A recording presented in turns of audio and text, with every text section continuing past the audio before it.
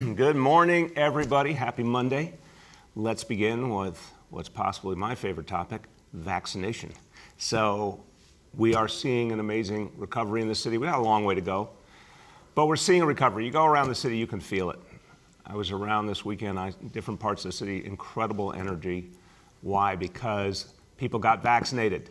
New Yorkers proved that they were going to do everything to fight back. And the best way to fight back was to get vaccinated, get your family vaccinated. People went and did it. The numbers are astounding.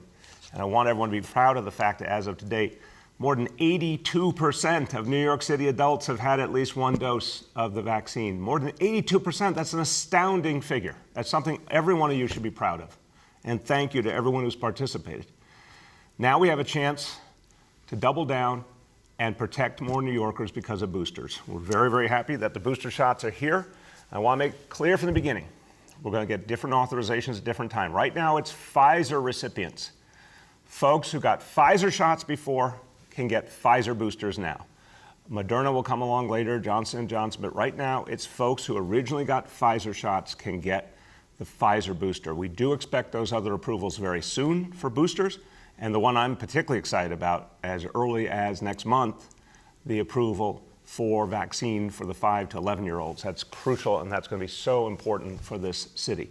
But right now, for Pfizer recipients, here are the ground rules, and it covers a lot of New Yorkers. If you're 65 or older, you can get a booster. Adults with underlying serious conditions, you can get a booster. If you work in a high-risk setting, you can get a booster. You're ready? You can get them right now. Go to vax4nyc.nyc.gov. Again, vax4nyc.nyc.gov. Now, if you don't qualify, or you got the Moderna or the Johnson & Johnson, again, the original vaccination has a lot of impact, is providing a lot of protection, and we do believe those authorizations are coming soon for boosters. So right now, we want to get boosters to everyone who qualifies, all the folks who had Pfizer previously and qualify.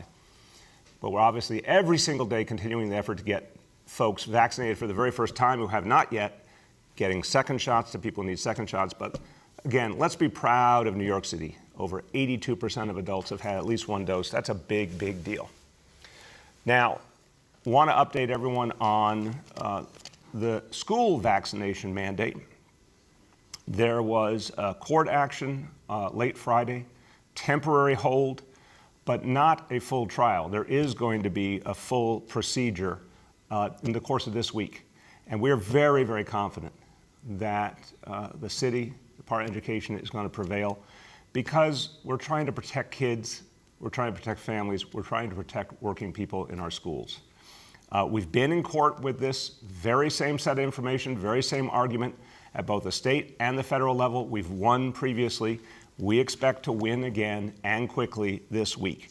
In the meantime, for the next few days, the previous vaccinate or test mandate remains in effect. That went into effect September 13th. That continues. So everyone who works at the Department of Education, right now, you either have to be vaccinated or you have to be getting that weekly test. We expect, as early as the end of this week, that we'll be going to the full vaccine mandate. But of course, we will go through the whole court process. But here's what's very good news in the meantime, because we had that vaccine mandate coming, people responded. And in fact, even on Friday, even on Saturday, we saw the number of vaccinations in the Department of Education shoot upwards, 7,000 more vaccinations just on those days. So here's where we stand right now. Based on the information we have, and there's always a bit of a lag getting the most updated vaccination information, and sometimes it's also employees showing us vaccination information if they got it in another jurisdiction, if they got vaccinated in New Jersey, for example. But right now, here's our numbers. 87% of all Department of Education employees have had at least one dose. 87%, great number.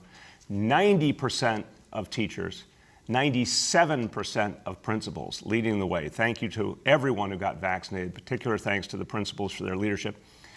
And we've gotten information from the United Federation of Teachers. They're doing their own tracking. They believe that for their members, teachers, paras, other members, that number is actually higher. They believe that number is closer to 97% for their members. So we would be thrilled as more information comes in to get that number up organically. But we're continuing every single day to tell folks, come get vaccinated. We're making it easy. It's available everywhere. Let's get ready for this vaccine mandate to take full effect as soon as we get through this court process. But look at these numbers already. for everyone, especially for parents and kids. This should be a real sense of relief to see the numbers are already so high, and that says great things about our ability to have a safe school system and keep everything moving really, really well for our kids. Okay, now, we continue to address COVID every single day, the most immediate challenge, but the biggest challenge of our time we have to address also every day, that's the climate crisis. And we know the climate crisis demands of us a lot of changes, a lot of new approaches. We also know it is manifesting as something that's shocking, more severe, more sudden, type of weather that we've never seen before literally in our lives, of kind of stunning, fast, brutal weather changes that have a horrible impact on our people. Let's talk about Hurricane Ida. Hurricane Ida hit Louisiana. I just want to remind everyone I've talked to since who works in the field of emergency response is still a bit in shock that a hurricane could hit Louisiana over 1,000 miles away, travel inland across the United States, and still have the impact it had here in New York City. Unprecedented. We had the highest amount of rain in an hour in the recorded history in New York City, but not from a hurricane that hit us directly, from a hurricane that traveled inland for 1,000+ miles. We're in a whole new world, and we have to act very differently. Now, once we experience this horrible impact, and we feel for the families, especially those who lost loved ones and are still struggling from the results of Hurricane Ida, we knew we had to do everything we could to reach out to them. So we did an unprecedented outreach effort. We learned from the past, in this case, where the city didn't have as agile an outreach effort as it needed. We got together a strong team to go to the doors, go literally door to door in neighborhoods affected, from our public engagement unit, from community-based organizations. Over 16,000 doors were knocked on in the affected areas to talk to people directly, get them help. Hundreds of thousands of texts, hundreds of thousands of calls, immediately helping people. We've got over 750 people hotel rooms when they needed them. We gave out well over 100,000 free meals. Also the debris, folks' basements that got horribly affected by the flooding, they had to throw out so much. Sanitation department moved very quickly. Credit to the men and women of sanitation for really helping to get people back on their feet. This is a staggering figure. They picked up 17,700 tons of debris. We kept them going nonstop every day, all day, all night, and they did a great job. Also, kudos to the City Cleanup Corps. They did a great job going in to help homeowners get stuff out that they couldn't deal with, especially senior homeowners. City Cleanup Corps really stepped up, helped make people a little bit more able to deal with this crisis because someone was there to help them. So thank you to the City Cleanup Corps. We know this hurricane, and we've seen this with COVID, we're seeing it again with the hurricane, it hit in an unequal way. The folks who were hurt the most in many cases were not only working class people, hardworking, struggling people, immigrants, but in many cases undocumented immigrants. Over 5,000 undocumented immigrants, we estimate, were affected very directly by Ida. So we've launched an effort to support them with the New York Immigration Coalition and the Excluded Worker Fund. Some folks, of course, cannot get FEMA support because of documentation status. Other families can because they have a mix of family members with different statuses. We need direct relief for the undocumented. So we're working with the state of New York right now for an effort that will launch at the end of this week to directly provide relief to undocumented New Yorkers affected by Ida. Governor's going to talk about this later on today. Our teams have been working closely. I want to thank Governor Hochul. This announcement details will be put out later, so I won't go into any detail now. But the city and state working together to reach those most affected and those who are struggling the most. Now, we learned from Ida that we have to do some very, very different things to even understand what's coming at us, to prepare for it, to alert people, to educate people, a whole different host of things, and major changes in what we're going to do going forward for years and years to deal with a whole different kind of weather than we've ever known before. I want to remind you again, what hit us was what was called remnants of Hurricane Ida. Never seen remnants of anything do as much harm and cause as much destruction. So this is a brand new world. And so we can't have business as usual. I convened a task force to look at this. Experts from within the city government, they consulted with really thoughtful, smart folks, experienced folks outside. So the Extreme Weather Task Force had the mission put together a report that guides us in how to deal with this new reality. Here it is today, and it's up online now. It's called The New Normal, Combating Storm-Related Extreme Weather in New York City. This report is important because it talks about a whole host of things, some we can do immediately, some we can do over the next few months, some that will take years, it's true. But it's a real playbook, real game plan for how we're going to address extreme weather. Now, it begins with some of the things we've started to talk about already. We're going to have signage in new parts of New York City warning people in new ways of where to stay away when there's heavy rain. We're going to have evacuation preparation. We're going to be going door to door to prepare people for the possibility that there will be evacuations in the future. We're going to be talking about travel bans, things we have very, very rarely used in the past. We're going to have to use more often now. We're engaging community organizations that know their communities, particularly those communities with a lot of basement apartments. Go door to door, talk to people in their own language, prepare them. So what we're realizing now is even with the information we get from the National Weather Service, we're going to have to be much more cautious because the warnings we get are not sufficient. So we're going to be upgrading our own storm tracking and alerting systems, building our own state-of-the-art modeling. We have to do that here in New York City. Appreciate the federal government. I think they need to make a lot more investment.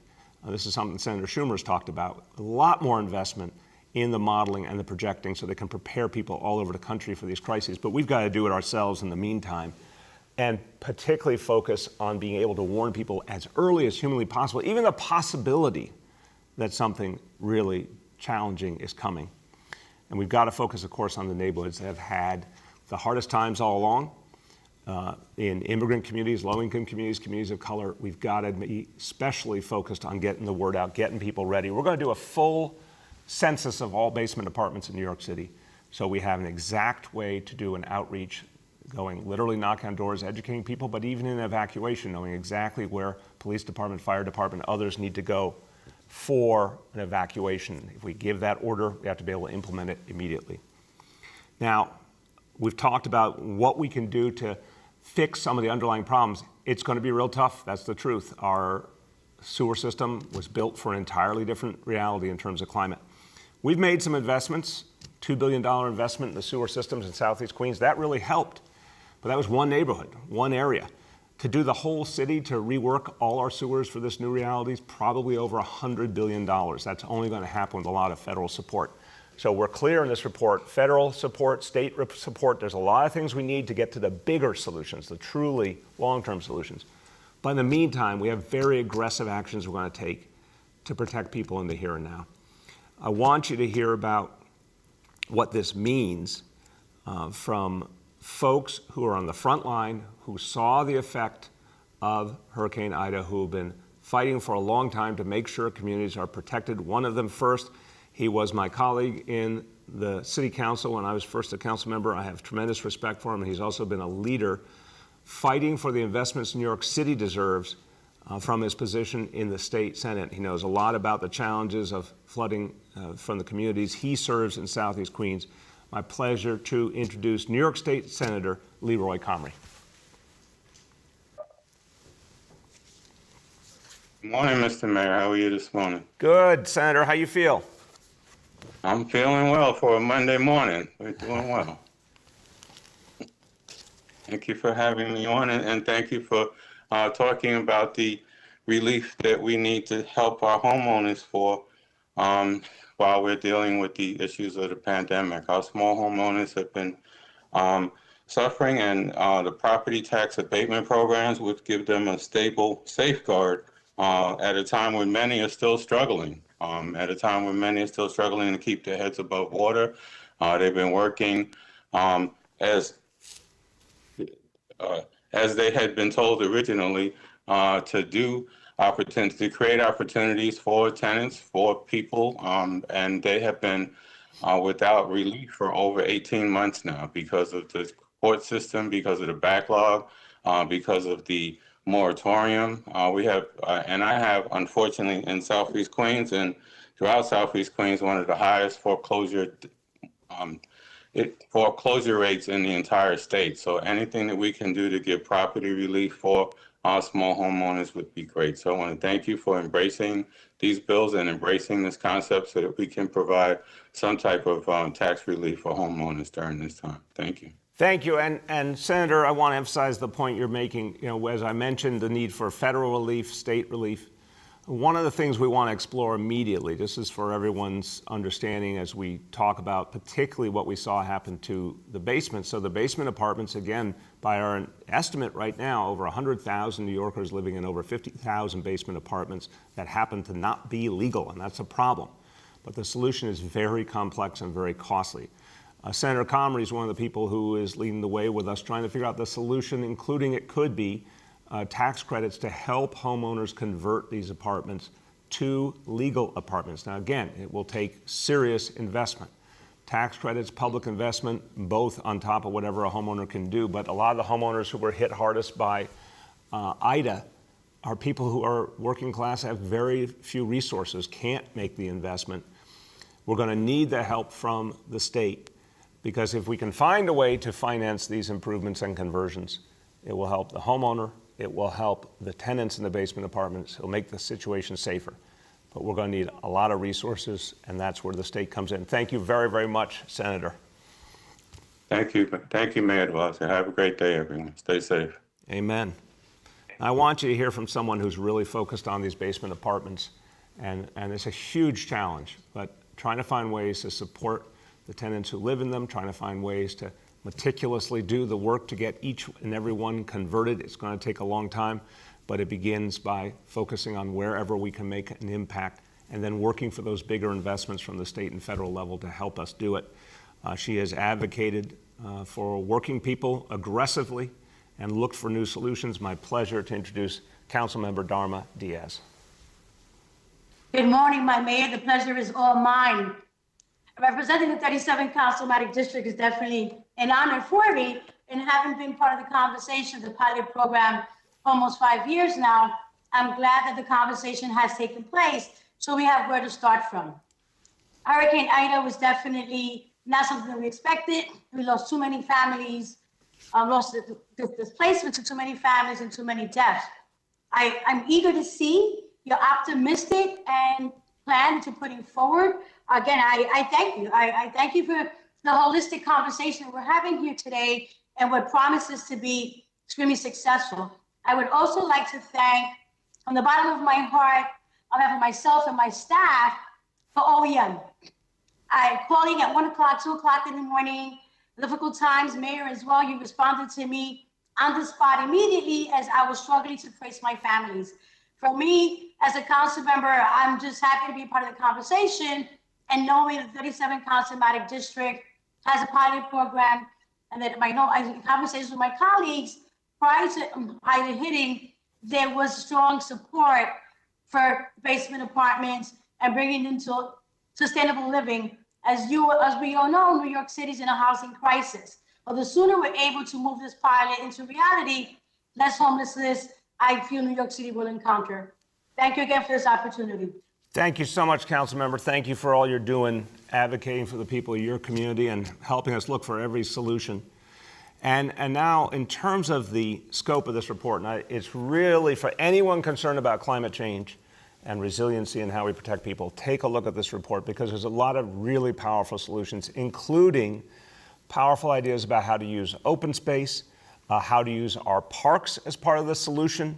If we're dealing with new extreme weather and flooding, there are great ideas, some of which are already being implemented here in New York City, like the Blue Belt and Staten Island, some of which we are borrowing from our good friends, particularly in Holland. Legendarily has done great work on this issue, Denmark as well, Copenhagen. So really powerful ideas that are going to be implemented, some of them very quickly, to change the approach here. Some are going to take a huge amount of time and a huge amount of investment. But we have great thinkers, great allies who are pushing for these new directions. One of them is the New York State Director for an organization that has done tremendous good for this nation and saved so many extraordinary natural spaces, which is also part of the response to the climate crisis. So thanks to him and everyone on his team for the great work they do. The New York State Director for the Trust for Public Land, Carter Strickland. Thank you, Mr. Mayor. It's an honor to be here today to talk about one of the leading challenges of our times, climate change. And tragically, we're meeting at a time when 13 New Yorkers have died, and that's on top of course, the New Yorkers who died during Sandy. And I will say Hurricane Irene, which hit outside of the city, but in many ways was similar to Ida and affected DP properties and communities in our upstate watershed where 3 people died. It is an unprecedented amount of rain. The climate is changing faster than we can keep up with it. And it does take the kind of concentrated effort that we see in this report. We certainly need to expand the capacity of the system. Certainly my former colleagues at DEP are working hard on that. It takes a big effort. There's a lot of tools to help fight climate change. Green infrastructure, of course, looking at high-level storm sewers, enlisting property owners. And we're happy to be part of the solution as a partner with the city since 1996. The Trust for Public Land has converted asphalt schoolyards into green community playgrounds at 220 sites around the city. There's certainly more to do. And it's been a very productive partnership. We're able to be very flexible and deliver these goods quickly and less expensive, spent at low reasonable cost with the city. And so the part of your plan that enlists partners like the Trust for Public Land, I think is very powerful. It's going to take an all of the above type solution. And for those who might not understand what green infrastructure or converting asphalt to green areas will do, it will absorb rain. You certainly see flooding in areas that are forested in extreme levels, but it tends to be slower. Allowing the ground and the plants to absorb water, release it to the sewer system slowly can help. And it has to work in coordination with gray infrastructure. And by the way, these green areas will also help address one of the big killer actually of climate change, which is extreme heat. And for the rest of the days, provide recreational spaces for New Yorkers. So it is a proverbial win-win, and we're looking forward to partnering with the city in the future. Thank you so much, Carter. Thank you for everything you're doing with your colleagues. Thank you for your previous service to the city of New York. You know plenty about these challenges, but I agree, we can do a lot. And every time we get more of a challenge thrown at us, more information, more clarity on the dangers ahead, it's also a call to arms to do more. So we can, we will, and thank you for being a partner in this work. Everybody, we're coming up on our indicators as we do every day, but I want to give you 2 updates before. One on Rikers Island, and then some breaking news I want to share with you about the key to NYC vaccine mandate. On Rikers Island, we have put a series of new measures in place, and we are seeing a real impact. We've got a lot to do, big challenges, but we are also seeing that with a lot of smart investments, a lot of forceful changes with some actual support from the state of New York, which is great and deeply appreciated. I thank the governor for that and her whole team. We're making a real impact. So for example, there's been real concern about the intake process. We changed the intake process. We added new spaces, new clinics for the intake process, more personnel. The goal is always to have intake, and the necessary approach is to get under 24 hours. The average now is 10 hours for the entire intake process. That means people are not together in enclosed spaces. That also helps us address the challenge of COVID. We also are absolutely certain that we will end the triple shifts in the month of October. It never should have happened. There's a lot of reasons why it did, including, of course, COVID, but it cannot continue. It will not continue. So we're seeing real progress. Very few triple shifts now. We want to get rid of them altogether. We're bringing a lot more of the correction officers back through a combination of incentives and tough standards, making clear anyone not doing their job will suffer the consequences. So we're seeing real progress. Very importantly, we got to reduce the population in jail. I want to give you perspective. In 2019, as recently as 2019, the population in the jails was over 7,000. By August of this year, it was over 6,000. We're now down to 5,600. We believe in the coming weeks we'll be able to get this number under 5,000. I want to get under 5,000. I want to see the jail population go to 4,000 plus and keep going downward as much as we can, but get it under 5,000 in the weeks ahead. That in combination with bringing more and more officers back and bringing in outside help from the NYPD, from private security, all of these actions are going to help us to make a safer, healthier environment. And of course, the great work that correctional health is doing to keep people safe, to help everyone, officers and inmates alike, having a lower population, having more officers present is going to help everyone. The goal is a humane justice system, a humane correctional system, doing everything we can right now to fix Rikers. But again, the real goal, get out of Rikers once and for all in the years ahead to the community-based jails. We did this work with the City Council. We're going to see this change for the city and allow us to do right by people in the future. I said breaking news. I've got breaking news. There was a legal challenge to the key to NYC. Again, the mandate for indoor dining, entertainment, fitness. Legal challenge in the Eastern District Federal Court. An attempt to get a temporary restraining order on the key to NYC. The Eastern District Court has denied that restraining order, and the key to NYC once again has prevailed in court. So this is further evidence, another reason we're confident about the mandate that we have for the schools. Every time there is a full court decision, we find that these mandates are affirmed because they keep people safe and they help us stop a global pandemic and turn the corner once and for all on COVID. And speaking of which, here are our indicators. First of all, doses administered to date, amazing figure today, 11,416,837. Every day, I've been watching the figures every day. They remain strong. We're going to see another uptick this week because of mandates coming into play. Also, of course, now we're going to start to see the boosters. So this is a very, very good number. Number two, daily number of people admitted to New York City hospitals for suspected COVID-19. Today's report, 120 patients. Confirmed positivity level, 26.32%. And then our hospitalization rate. This is, again, one of the most important numbers and a good one today, 1.07 per 100,000. Finally, number three, new reported cases on a 7-day average. Today's report, 1,320 cases. I'm going to say a few words in Spanish, particularly on the storm response and the support we're going to provide for immigrant families, including undocumented immigrants. Muchas familias todavía están sufriendo los efectos del huracán Ida. Estamos preparando un fondo de ayuda directa para los neoyorquinos indocumentados afectados por la tormenta. Y continuando, vamos a estar seguros de que todos reciban lo que necesitan para su seguridad. With that, let's turn to our colleagues in the media. And please let me know the name and outlet of each journalist. Good morning.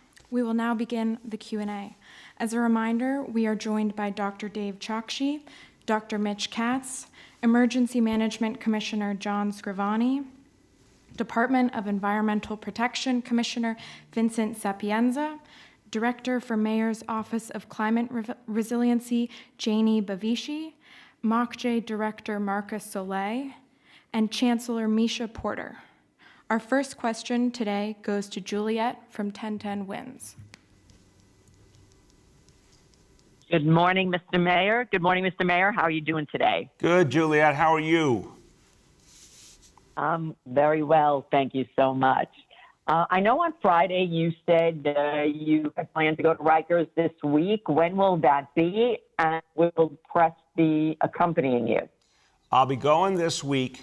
We're going to announce as soon as we nail it down, but certainly in the next few days. I'm going to go on the tour with officials from my team. We're not bringing a whole big media contingent in, obviously. This is a tour to update what's going on with all the initiatives we put in place, see what's happening, understand what's working, what more we need to do. But I'll certainly be speaking to the media after, right there at Rikers, once we lock down the details. Go ahead, Juliet. Okay, thank you. Also, the street vendor in Bronx whose produce was dumped, was that the right way for city agencies to handle that situation? That was precisely the wrong way, Juliet. I'm really sad about this. I'm someone, my mom brought me up to finish everything on my plate, and I'd never waste food. And the notion that perfectly good food was thrown away it's absolutely horrible. So look, this shouldn't have happened. I don't blame any one person or agency. I think this is a classic thing of bureaucracies not communicating and not using common sense. If you got a lot of good quality food, let's get it to a homeless shelter or food pantry, someplace where it can be used. Of course, we would never throw it out. So I'm disappointed, and we're going to have to figure out some quick new approaches to make sure this never happens again. Our next question goes to Ari Feldman from New York One. Morning, Mr. Mayor. How are you doing? Good, Ari. How you been? I'm doing well. Really interested to see this report. Starting to go through it and formulate some questions about it. But one thing that I was interested in asking about was that this question of alerting people who live, particularly in basement apartments, especially in vulnerable areas. My understanding is that the federal system, the wireless emergency alerts that go right to your phone and that you don't have to opt into, that those are currently only available in English and Spanish. And I'm curious if whether or not the plan includes this, but how the city plans to create automatic alerts that will automatically show up on people's phones that may be geographically coordinated, but that will be in the many, many diverse languages that people who live in these basement apartments and in these vulnerable parts of Queens, that languages that they speak. Well, it's a great question, Ari. And this is really about us using the technological capacity we have in new and better ways, but it also begins with that census that we're doing, which we've never had before. So what I'd say to you is, right now, I think the combination that's outlined here, the door-to-door efforts by the community organizations in the languages of each community to prepare people, to get them acclimated, because it's one thing to get that report, or excuse me, that alert at the moment of contact, but we actually want people to think about and understand it in advance so they don't diminish that alert, so they really pay full attention. So that early work is going to be crucial. And that's going to start right away. And clearly using the alerts differently, regardless of language, is crucial, and that's clear in this report. But I think you make a great point. Whether it's the cell phone alert or other forms of communication, using a more sophisticated, more pinpointed approach to how we reach people in their own language, I think that's something we can do. I really do. And I would say, I'll give that charge to John Scrivania's team at Emergency Management, who is on the call with us now, to work that through and figure out how we can have dedicated approaches for each area in each language, whether it's texting or a variety of other modalities, because we got to get the message across urgently. Go ahead, Ari. Thank you. The other question was about this idea to hire a private weather forecaster who can provide a quote-unquote second opinion on what the National Weather Service says is coming to the city. What will that look like in terms of how the city balances reports from National Weather Service and from the private forecaster? How will those different reports be weighted? Who will have control over how the city responds based on the different reports it gets? I'll make a parallel that I think is helpful here, Ari. It's a great question. After something very horrible happened to the city, which we just commemorated, 9/11, the city of New York made a determination to create its own intelligence gathering capacity and its own preparations to fight terrorism. It was not any disrespect for the other efforts, good efforts happening, state, federal, international, but we needed our own perspective given how important we are, how vulnerable we are. And thank God we created the Intelligence Division at NYPD. It's had a tremendously positive impact, and it has often given us information we wouldn't have gotten any other place. Faster, better information that might have gotten lost in other bureaucracies. Bluntly, more urgent information, because it was us protecting ourselves.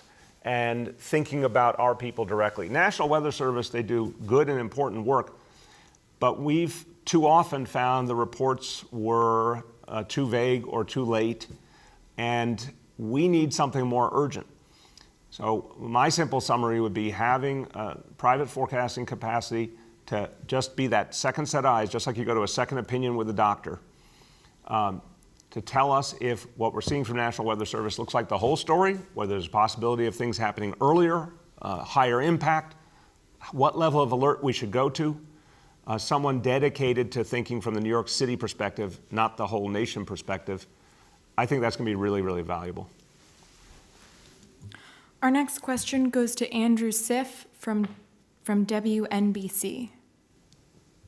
Good morning, Mr. Mayor. Happy Monday to you. Happy Monday, Andrew. How you feel? Doing pretty well, thanks. With regard to the now paused vaccine mandate for school employees, the UFT is saying that this morning teachers who were not vaccinated or staff who were not vaccinated got an internal message saying they're not allowed to report to the building, and that they notified you guys or the DOE about this at 6:15 in the morning, and it wasn't fixed until 8 o'clock in the morning. What they're saying is this is further proof that you're not ready for this mandate to go into place, and that if there is a staffing shortage, you are not ready to meet that. What is your response? Well, I will first say that that alert was a mistake. And, you know, there is human error out there, which is a very different question than the level of readiness. It shouldn't have happened. It was a mistake. It was caught. It was corrected, and it had very little negative impact. So I'm not happy about it, but I'm glad it got fixed. And we just put some additional safeguards in place to make sure that no such alerts go without additional sign-off to make sure they're the right thing. But to the readiness point, let's go over the numbers again. Right now, 87% of all DOE employees, this is what we know of this moment. We know this number is higher. Again, 90% of all teachers, 97% of all principals. In fact, the UFT themselves says amongst their members, who are a huge part of the school system, the number is closer to 97% of members vaccinated. I think the facts speak for themselves, Andrew. We're going to have the staffing we need. And the mandate has already worked because it's encouraged so many people to get vaccinated to protect each other and our kids. So we're confident we're going to win in court. We're confident we're going to be able to implement this as early as the end of the week. And we're confident we're going to have the personnel we need. Go ahead, Andrew. Second question, zeroing in on Staten Island as an area of concern, we're hearing from folks like Joe Borelli and others that their staffing concern is specifically schools out there where they've been told anywhere from 13 to 50 people at one building might not be there. And separately, you may have heard about an anti-vaccine protest over the weekend at the Staten Island Mall, where people in the food court were shouted down. It was a sort of a strong show from an anti-vax movement. What are you planning to do, if anything, about a culture of opposition to the vaccine on Staten Island and its schools there? Well, I don't think there is a culture of opposition in the end. I think there's some people opposed, but it has not manifested as some bigger reality. So they went, they had a protest, they left. That's that. It's, again, we're seeing that this number doesn't lie. Over 82% of adults in New York City have received at least one dose. And more will be, I guarantee it, this week. So I think this sort of question of where is New York City going, where are the people going, it's already settled. The vast, vast majority have already made the decision that vaccination is the right thing to do. I mean, 82%. I like to say it this way, Andrew. When else have you ever seen 82% of New Yorkers agree on anything? So this is a staggering figure in Staten Island, all 5 boroughs. In terms of the schools, I've been asking the exact same question. Great minds think alike. We are not hearing so far any instance of a school where the numbers of folks who will be out are more than we can address. And I think some people say that they are going to leave when this finally comes into place. They're going to leave, but they have to make a really big decision. Do they really want to give up on their kids and the school community? Do they want to give up a paycheck? I think a lot of people, when they really think about it, are going to realize that getting vaccinated is the right thing to do, and you're going to see those numbers a lot lower than some of the projections.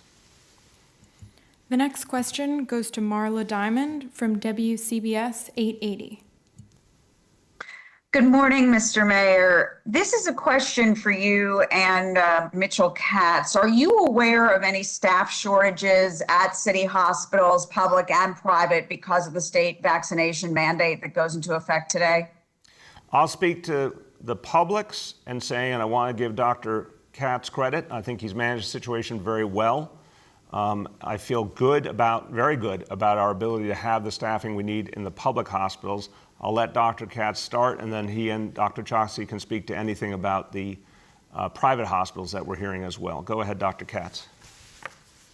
Thank you so much, sir. And I'm very happy to report that over 95% of my nurses are vaccinated today. So you were talking about 82% of New Yorkers agreeing, while 95% of my nurses have agreed. Close to 98, 99% of my doctors have agreed. All our facilities are open and fully functional. I have not heard of any negative reports from the private hospital system, but I confess I've spent today making sure that Health and Hospitals is running well. Thank you, sir. Thank you. Dr. Choksi, want to add?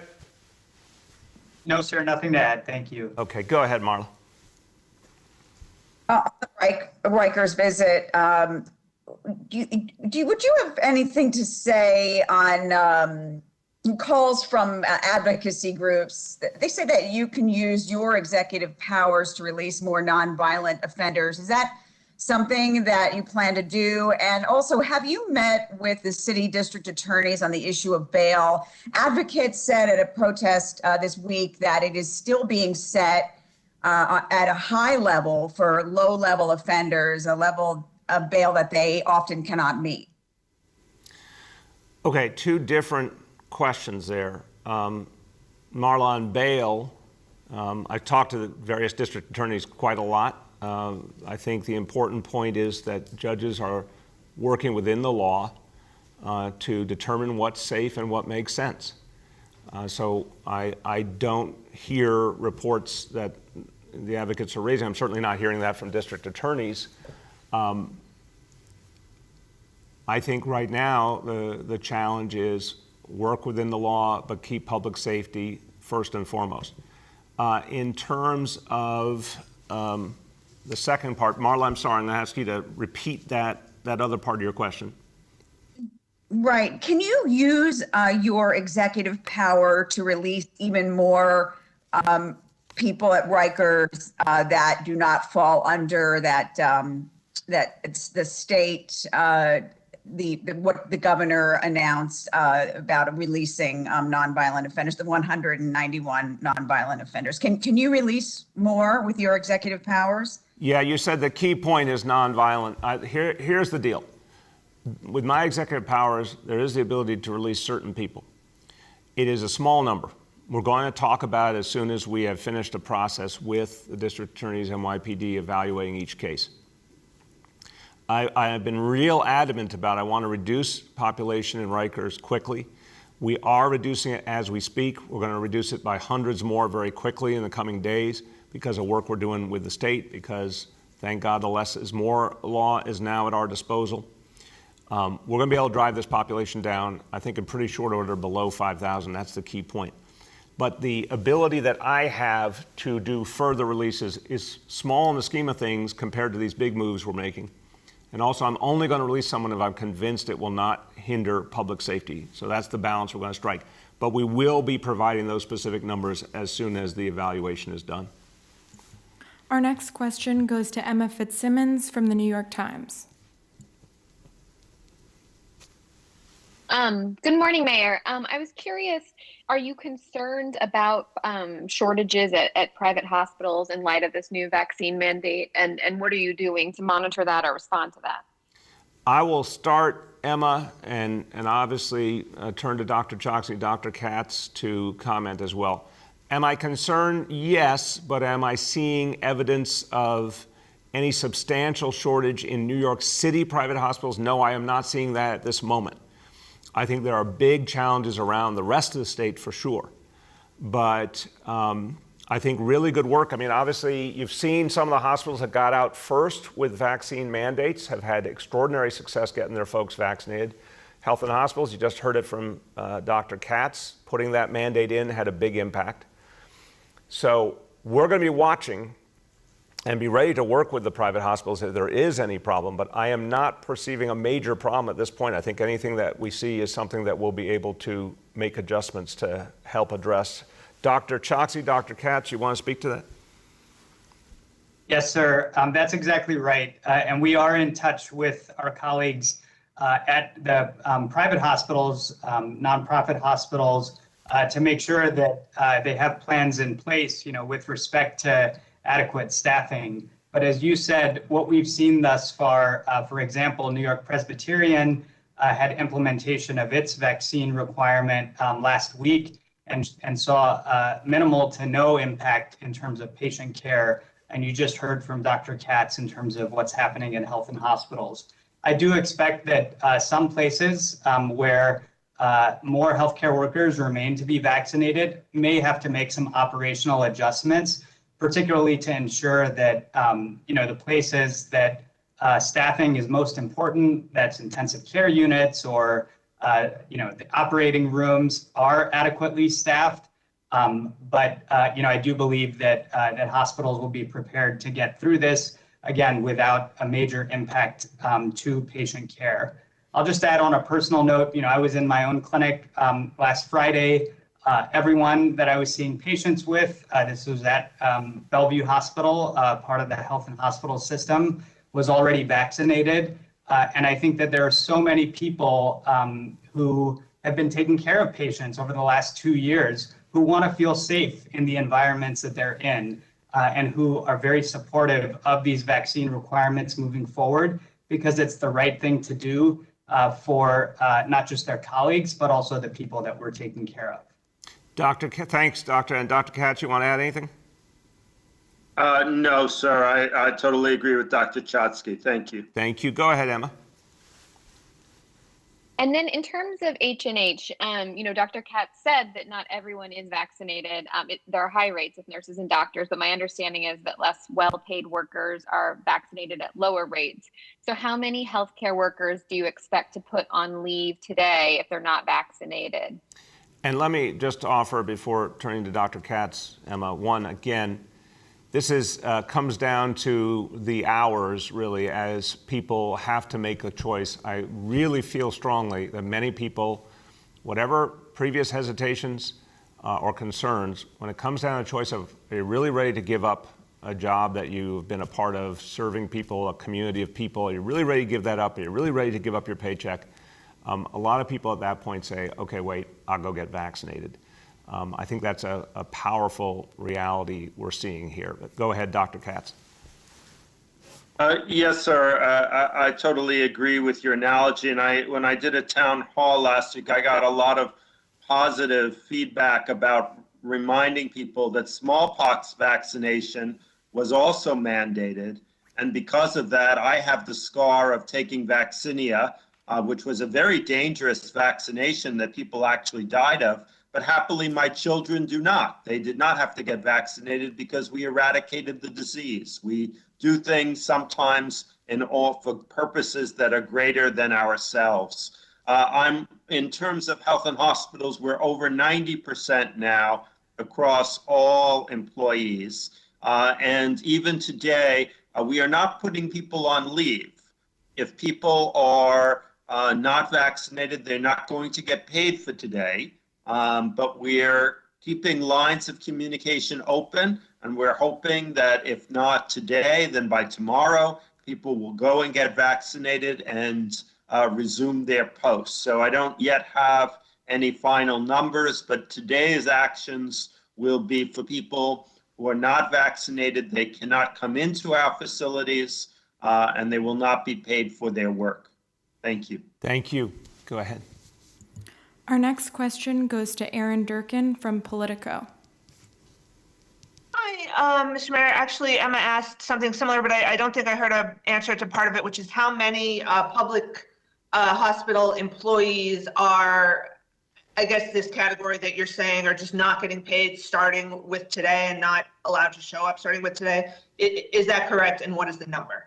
A good question. Thank you, Aaron. And Mitch, with the qualifier that numbers are still being tabulated, and a lot of people are making those last-minute decisions to get vaccinated, as we indicated. If you could give us sort of any kind of universe of numbers of folks that still are not resolved, I think. So Aaron, I'm modifying the question, friendly amendment, because I don't think we can say, here's the exact number at this hour, because it's changing literally as people are making decisions. But we can give you a little sense of universe. Mitch, what would you say? So there are 43,000 employees for health and hospitals.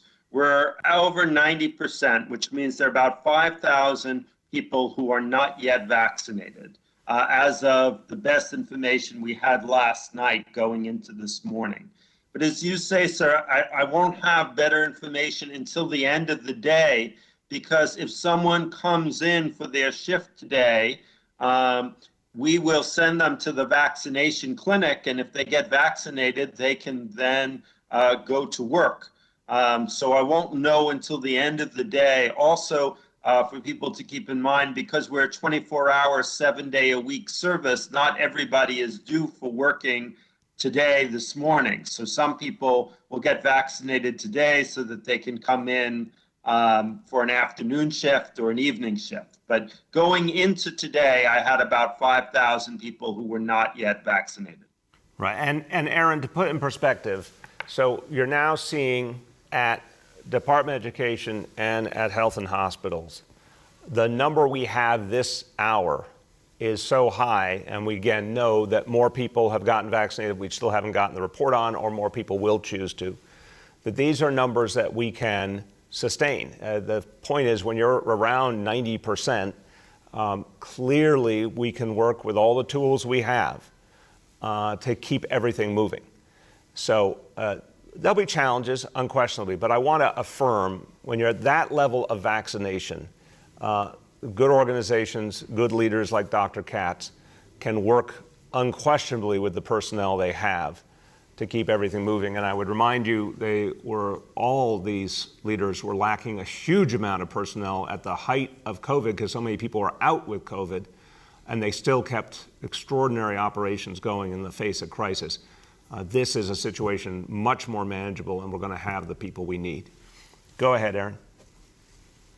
Okay, thanks. And then with regards to Rikers, when you say you're going to bring down the population below 5,000 in the next coming weeks, so if I understand correctly, the Less is More Act, Governor Hochul already ordered those folks to be released, and the transfers to the state prisons are also happening. And you've been kind of reluctant to release the people under the 6A, and bail decisions are judges and prosecutors. So how exactly are you going to get it under 5,000? By which mechanisms are you getting people out of there that hasn't already happened? Yeah, and Aaron, I want to affirm to you, thank you for the question. It's not reluctance, it's clarity. The 6A group is not a large group of people to begin with, and I'm only going to work with the recommendations from all of our public safety professionals, including DAs, as to which might be appropriate. It's just not going to be a game-changing number. The big numbers are related to less is more. The ability to not bring people in the front door if they're technical parole violators. We're working to try and have them immediately diverted, either not be in any kind of incarceration or go straight to the state system, which is what really makes sense. A number of other people will be leaving for the state system who have been sentenced there. There are big pieces we'll be able to act on, hundreds at a time, over these next few weeks. And a lot of it is based on the cooperation with the state. So, that's always been the missing link here. We didn't have a state partner. We needed a state partner. We now finally have that. The legislature provided partnership by passing Less is More. Governor Hochul and her team provided leadership by signing it and then acting on it and working with us each day to find solutions. So those numbers will be going down by hundreds immediately in the days ahead. We have time for 2 more questions today. The next question goes to Michael Gartland from the Daily News. Good morning, Mr. Mayor. Hey, Michael, happy Monday. Happy Monday to you. On 6A, you said repeatedly it's not a large group of people who'd be affected when you're factoring out violent offenders. So what is the number exactly? What is the estimated number of people that could be released under 6A? I'm not going to give you an estimated number. I'm going to give you an actual number when the process is completed, which will be, I think, this week. Every case is being looked at individually, including if there are, some cases, remember, Michael, you've got someone in for one charge, but there's another warrant outstanding. There's a lot of specificity here. We're going to figure out what that number is and then announce it. But to my understanding, it's dozens. It's not hundreds. The real big impact is going to be these actions we take with the state, where we're moving hundreds of people out in the course of weeks. That's where we're going to see the big population reduction. And again, I believe in relatively short order we can get the population under 5,000. Go ahead, Michael. Thanks, Mr. Mayor. I've seen a lot of examples in recent weeks of police officers in enclosed spaces not wearing masks. I see it myself. I see people posting about this on social media all the time. And this is something we've asked about before, but could you talk about what has made it so difficult to get police to put their masks on and what the city is doing to get them to put their masks on? Michael, I believe you saw what you saw, and I believe the folks on social media are reporting what they're seeing. I'm also watching all the time. I got to tell you, it seems a very different situation to me than it used to be. And I want to differentiate. I'm glad you said indoors. I agree with you. Indoors is where we need the most caution. There are certain situations, if everyone is vaccinated and it's a small group of people, where it is safe to have a mask off indoors, but overwhelmingly for officers and for all public employees, indoors is going to be a place where you keep a mask on. Outdoors, different reality. And again, a lot of our officers are vaccinated, and part of what we've emphasized is if you are vaccinated, you have a little more freedom, and we want people to understand that. So the message has been very clear to officers. I think the best way to handle it, Michael, is any individual instance. If any members of the media see it, report it to us. We'll bring it over to PD for follow-up. We got to just keep reminding people, have the supervisors do their job, get people to do the right thing. If someone seriously is resisting, of course, there'll be consequences. But I think it's about just persistent supervision to make sure it works right. Our final question today goes to Robert Hennelly from the Chief Leader. Thanks for taking the call. Reducing the economy's carbon footprint is a top priority of policymakers concerned about climate change, and reducing use of fossil fuels to move the workforce is on their list. For years, even the federal government has had successful pilot programs to promote remote work for back office functions like the Social Security Administration. The offices they have. In the last few months, you seem to have repeatedly said that New York City's use of remote work was disappointing during the pandemic. Do you think that there's any municipal jobs that could be done via remote work or a hybrid? Look, Bob, I want to emphasize, it's a fair question. And I want to remind you, of course, when people are getting around using mass transit, the impact on the carbon footprint is obviously minimal because that mass transit's running anyway, and that's what most of our public workers use. But the fact is, I think there's a really valid discussion about the future of remote work in public service, but this isn't the moment to have it, in my very strong opinion. We saw a lot of hard work. I want to emphasize, some people said, oh, are you saying that people who are remote weren't working hard? No, they were working hard. I'm sure the vast, vast majority were working really hard and trying their best. What I saw just absolutely consistently was that the quality of work, the quality of teamwork, the quality of communication was being undermined by the remote reality.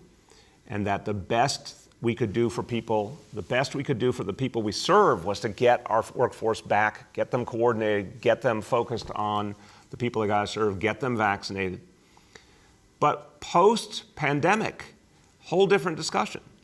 I think for the new administration, it's a chance to look at this and decide what the future looks like. And there may well be some examples where remote work or hybrid work makes sense. It's just this is not the moment for that conversation from my point of view. We have an immediate crisis we got to address. Go ahead, Bob. So you mentioned the challenge in prior get-togethers that the city's had to get its arms around the tens of thousands of illegal basement apartments. Over the years, in interviewing Department of Building and FDNY inspectors, they've talked about the problem they have with the existing state law about getting access to buildings. Can you talk about that? And in light of the serious effort you're making to reach these people, do we need to reassess some of these laws that have really hindered the city being proactive? I'm really glad you raised that. The answer is yes.